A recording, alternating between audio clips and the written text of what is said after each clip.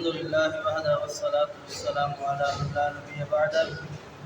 أما بعد فأعوذ بالله من الشيطان الرجيم. بسم الله الرحمن الرحيم. وكذلك نولي بعض الظالمين بعضا بما كانوا يكسبون. وكذلك اور اسی طرح سے نولی ہم دوست بنا دیتے ہیں بعض الظالمین بعض ظالموں میں سے بعض کو بعض کا بما کانوا یکسبون اس سبب سے جو وہ دنیا کے اندر کرتے ہیں یا کماتے ہیں۔ گزشتہ آیات میں آپ حضرات نے سماعت فرمایا کہ اللہ رب العالمین بیان فرماتے ہیں کہ اللہ پاک انسانوں میں سے یا جنوں میں سے ان دونوں کو آپس میں ایک دوسرے کا دوست بنا دیتے ہیں ان کے اعمال بد کی بس پر۔ وہ جو برا عمل کرتے ہیں یعنی ایک دوسرے سے مدد طلب کرتے ہیں، فعال گیری معلوم کرتے ہیں، یا پھر ایسا عمل جو اللہ رب العالمین کو ناراض کرنے والا ہو، تو اللہ رب العالمین ان کو ان کا دوست بنا دیتے ہیں کہ تمہیں یہ پسند ہے تم اس کے ساتھ چلے جاؤ۔ اب اس آیات میں اللہ رب العالمین بیان فرما رہا ہے عمومی طور پر کہ جتنے بھی ظالم ہیں ہم نے ہر ظالم کو جو اس کے عوض کا ہوگا، جو اس کے برابر کا ہوگا، جو اس جیسا ہوگا، ہم نے اس کو اس کا دوست بنا دیا ہے۔ جیسے منافق ہے، منافق کو منافق کا دوست بنایا، کافر کو کافر کا دوست بنایا، مشرک کو مشرک کا دوست بنایا، دانی کو دانی کا دوست بنایا، چور کو چور کا۔ اب یہ عمومی مثال آپ دنیا کے اندر دیکھتے بھی ہیں، جو غلط بندہ ہوگا اس کو غلط بندہ مل جائے گا، جو چور ہوگا اس کو چور مل جائے گا، جو نشئی ہوگا اس کو نشئی مل جائے گا۔ تو اللہ رب العالمین بیان فرما رہا ہے کہ ہم نے جتنے بھی ظالم ہیں ان ظالموں میں سے بعض کو بعض کا دوست بنا دیا ہے۔ سورۃ توبہ میں اللہ رب العالمین ارشاد فرماتے ہیں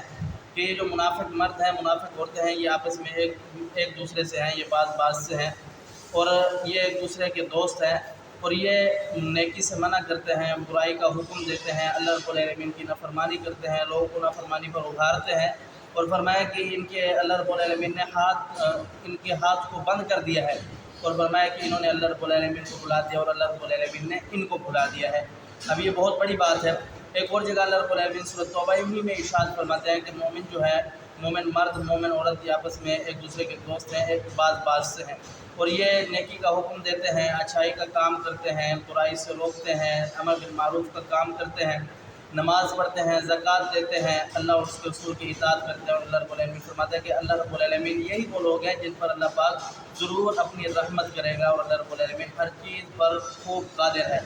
جناب ابی ہریرہ رضی اللہ تعالیٰ عنہ بیان فرماتے ہیں کہ رسول اکرم صلی اللہ علیہ وسلم نے فرمایا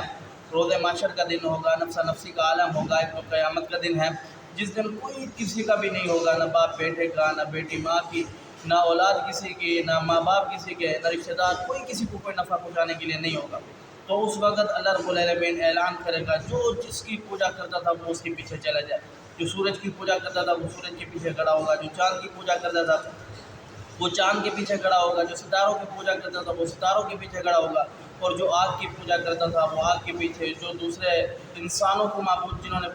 بنایا ہوا تھا، جنہوں نے بتوں کو معبود بنایا ہوا تھا، جنہوں نے پتھروں کو معبود بنایا ہوا تھا، تو ہر بندہ اس کے پیچھے کھڑا ہوگا، اور سوائے صرف واحد وہ لوگ ہوں گے جو مسلمان ہوں گے، اللہ رب العالمین کے مطیع فرمانبردار تابعدار ہوں گے، جو اللہ رب العالمین کے حکم کو ماننے والے ہوں گے، اور رسول اللہ صلی اللہ علیہ وسلم کے پیچھے کھڑے ہوں گے، اور یہی لوگ کامیاب ہوں گے۔ فرمایا کہ یہ پیشمانی کا دن ہوگا، اس دن اللہ رب العالمین سب کو اکٹھا کرے گا۔ پیچھے آپ نے سنا یہ خود اپنے آپ گواہی دیں گے کہ اللہ ہم نے غلط کیا، ہم نے جرم کیا، ہم نے ایک دوسرے سے فائدہ اٹھایا، یعنی ہم نے ان سے وہ خبریں معلوم کی جو ہمیں معلوم نہیں کرنی چاہیے تھی، اور انہوں نے ہمیں لگا لپٹا کر کے ایسے جھوٹ بنا کے